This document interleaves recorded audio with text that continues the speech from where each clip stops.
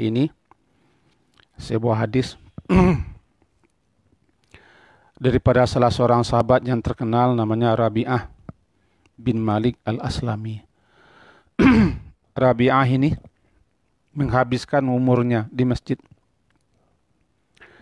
Rabi'ah itu laki-laki bukan perempuan. Kalau di Minang barangkali Rabi'ah perempuan, namanya Tek Rabi'ah, Cik Rabi'ah, Nek Rabi'ah. Kalau di Minang, di Padang, kalau sudah pakai ah di belakangnya perempuan. Jadi Rabi'ah di sini bukan perempuan, laki-laki. Rabi'ah bin Malik al-Aslami. Miskin. Dia tinggal di emperan Masjid Nabi yang disebut dengan Suffah. Jadi beliau termasuk ahli Suffah. Di sudut Masjid Nabi dibuat emperan, lalu dikasih bedengan. Di situlah orang-orang yang susah, orang miskin. Mereka tinggal menginap, mereka tidak punya keluarga, tidak punya mata pencaharian. Kalaupun ada di siang hari mereka mencari kayu bakar ke gurun-gurun, lalu mereka kumpul, mereka ikat, lalu mereka jual. Itulah. Mereka lebih senang suka tinggal di dekat Nabi. Salah satunya adalah Rabi'ah bin Malik al-Aslami. Abu Hurairah juga, Abu Hurairah. Rabi'ah ini telah berkhidmat kepada Rasulullah sangat dekat. Sehingga dia memang betul-betul menyediakan waktunya untuk Rasulullah, melayani Rasulullah. Untuk mengambil air wudhu. Jadi spesial untuk mengambil air wudhu Rasulullah itu Rabi'ah. Juga hajat kebutuhan apapun yang Rasulullah inginkan, Rabi'ah tampil ke depan. Begitu cinta dan sayangnya kepada Rasulullah. Dekat sekali. Bahkan dia tidak mau kawin. Kalau saya kawin, Rasulullah katanya, saya berpisah denganmu. Siapa lagi nanti yang akan membantumu melayani Rasulullah? Di samping saya miskin, tidak ada orang yang mau dengan saya. Berkali-kali Rasulullah bujuk untuk kawin. Berkali-kali dia menolak. Alasannya sama. Dia tidak ingin pisah dengan Rasulullah. Juga dia sebatang kara. Apa yang akan dikasihnya orang makan dan seterusnya. Akhirnya Rasulullah perintah juga. Dia taat. Pergilah ke rumah si Anu ke sana. Katakan Rasulullah menyuruh ke situ untuk mengawini anak keluarga itu. Dia pergi saja tanpa modal apa-apa. Tiba di situ saya disuruh Rasulullah ke sini. Selamat datang wahai utusan Rasulullah. Saya dipinta sini untuk mengawini bapak. Ya oke, kata orang. Kawin langsung. Rasulullah modal. Kalau Rasulullah nyuruh kami taat saja. Rasulullah modali dia dengan sedikit emas, dengan kebun dan ternak. Itulah Rabi'ah. Nah, Rabi'ah ini kena saking dekat dengan Rasulullah, tidak berpisah dengan Rasulullah. Karena air wudhu Rasulullah dia yang membawa. Hajat-hajat Rasulullah dia yang bantu. Satu kali Rasulullah SAW berkata kepadanya, itu tak kala katanya fa'ataituhu biwadu'ihi wa hajati. Tak kala aku membawa wadu, air untuk berwudu, dan membantu beliau dalam hal-hal yang ingin beliau laksanakan. Nah, kata Rasulullah kepadaku, sal, wahai Rabi'ah, sal, mintalah. Apa yang kau hendak minta kepadaku, mintalah. Kata Rabi'ah, faqultu as'aluka murafaqataka fil jannah. Ya Rasulullah, aku ingin agar selalu murafaqah, mendampingi, menemanimu di surga. Jika di dunia ini saya mendampingimu, nanti di surga juga bisa mendampingimu. Dia bukan ingin minta surga. Dia ingin berdampingan dengan Rasulullah. Dalam sebuah riwayat dikatakan bahwa Rabi'ah ini tidak langsung menjawab, ya Rasulullah, kalau begitu Rasulullah, saya pikirkan dulu apa yang akan saya minta. Rasulullah katakan, sal, mintalah apa yang hendak kau minta. aku akan penuhi. Disebutkan dalam riwayat itu Rasulullah, berilah saya waktu berpikir apa yang hendak akan saya minta. Lalu dia merenung-renung apa yang hendak diminta Rasulullah. Mau kaya, mau istri, mau kebun, mau ladang, dan segala macam seperti orang-orang. Itu semuanya akan punah. Habis. Hidup ini apalah katanya. Merenung-renung dia, merenung-renung. Sementara setelah mati nanti apa yang saya minta di dunia ini kan habis.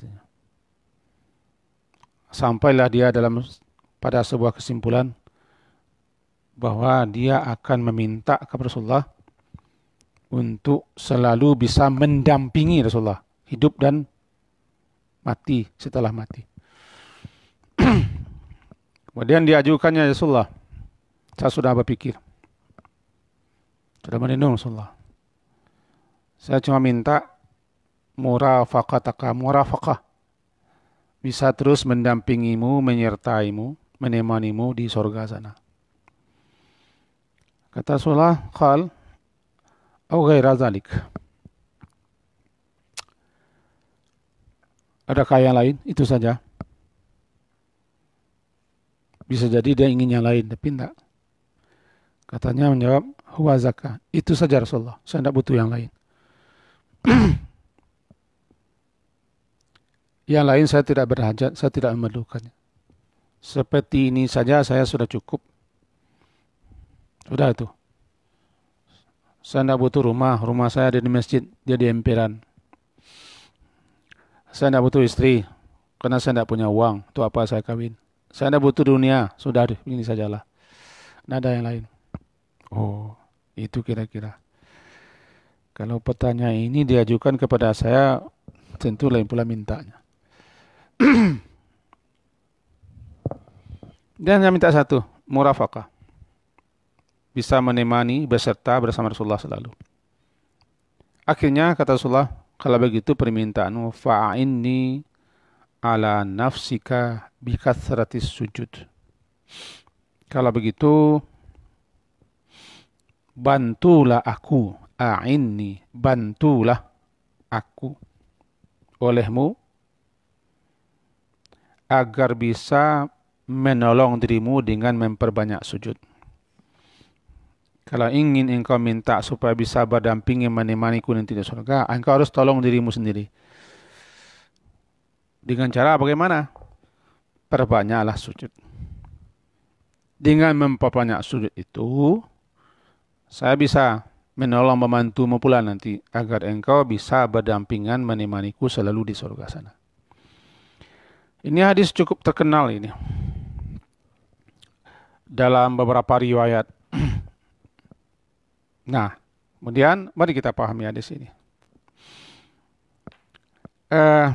Setelah kita himpun-himpun, kita tulis-tulis, ada suatu hal yang perlu kita pahami dulu. Pertama, yang dimaksud dengan kasratus sujud, memperbanyak sujud itu bukan sujud yang dituju. Karena maksud sujud sini adalah al-muradu bi sajdah, al-muradu bi sujud adalah sujud dalam salat. Sujud itu hanya dalam salat. Karena sujud di luar salat tidak ada, kecuali hanya sujud syukur. Dan kita tidak boleh sujud kepada apa dan siapapun juga. Di luar salat juga kita tidak boleh sujud, kecuali hanya untuk syukur. Tetapi yang dituju sujud sini bukan sujud syukur, salat. Dalam kaedahnya adalah disebutkan sebagian, tapi yang dimaksud semua. Biasanya yang disebutkan sebagian itu adalah mewakili, dan itu yang terpenting. Kalau bahasa orang kita sudah ada itu. Boleh tanya Ustaz, boleh tanya Pak, boleh tanya udah apa? Nampak si anu enggak? Si anu. Semenjak tadi enggak nampak di puncak hidungnya tu. puncak hidungnya. Yang ditujukan bukan puncak hidungnya, tapi yang dimaksud adalah orangnya. Disebut sebagiannya, tapi yang maksud semua. Disebut salat itu yang sujud, dan sujud itu kan bagian salat, bahkan bagian salat yang terpenting. Bagian salat yang paling utama adalah sujud. Sehingga kita disuruh memperlama sujud. Nah, memperbanyak sujud maksudnya memperbanyak salat. Tidak. Fa'inni ala nafsika, maka bantulah aku. Tolong pula lah aku, kata Rasulullah, agar bisa menolong dirimu sendiri dengan cara memperbanyak sujud. Bikathratis sujud. Itu memperbanyak salat. Yang kedua ada namanya kaidah. Kaidahnya begini. Man zada, zadallahu fi hasanati. Siapa yang menambah kedekatannya kepada Allah, menambah ketaatannya kepada Allah, dan menambah amal salehnya karena Allah, maka zadallahu fi hasanati. Allah pun nanti akan menambah balasan kebaikannya. Walilladzina ahsanu fi hadid dunya hasanah. Dalam ayat disebutkan untuk orang-orang yang berbuat baik di dunia ini ada pula nanti kebaikan. Yang berlebihlah dari kebaikan yang dibuatnya, itu ziyadah. Ada ziyadahnya. Itu kaedahnya. Sebaliknya, waman naqasa, siapa yang mengurang-urangi dan berkurang pendekatan dirinya kepada Allah, amal salehnya, ketaatannya kepada Allah, tentu juga nala minal ajri, dia juga nanti akan memperoleh balasan biqadri ma'amila, sebanding sesuai dengan berapa kadar amal salehnya. Faman yastaktir, siapa yang memperbanyak, faman yastaktir, siapa yang memperbanyak beramal saleh, berbuat ketaatan, mendekatkan diri kepada Allah, berzikir, berdoa dan seterusnya kepada Allah Azza wa Jalla, yu'tihi, Allah akan memberikan kepadanya aktar fa'aktar, lebih banyak daripada apa yang perbuatnya. Wala najziyannahum bi ahsanil ladzi kanu ya'malun, kami akan balasi mereka jauh lebih banyak daripada apa yang mereka lakukan. Dalam hadis disebutkan begini.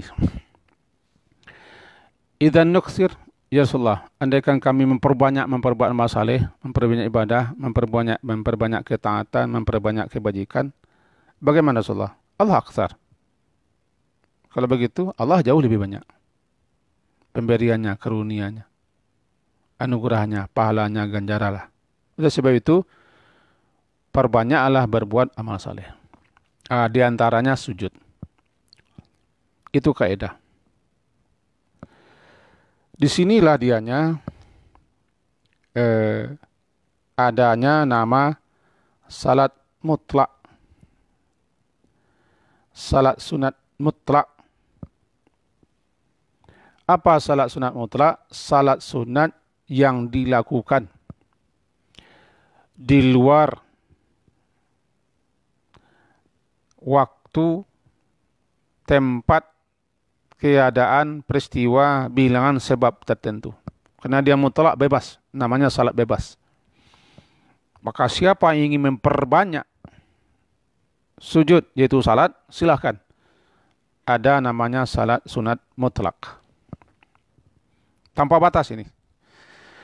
Ini diserahkan kepada si pelakunya, atau orang yang ingin salat, yang ingin beribadah, silahkan lama-lama. Asalkan dia tidak meninggalkan kewajiban dia selaku orang yang punya kewajiban dan tanggung jawab. Ini catatannya. Kerja tunggang-tunggik saja, nanti di surau anak nak makan. Suami tidak terlayani. Pekerjaan centang berenang. Atau tugas kita di tempat lain, kita bolos. absen tidak ditatangani atau dikicu, itu tidak. Silakan mengerjakan salat sunat mutlak berapapun. Tidak ada aturannya, tidak ada batasannya. Karena ada hadis perbanyak sujud. Tentu harus ilmunya juga ada. Harus kita pahami juga bagaimana maksud memperbanyak sujud atau salat sunat mutlak itu. Nanti akan kita coba jelaskan.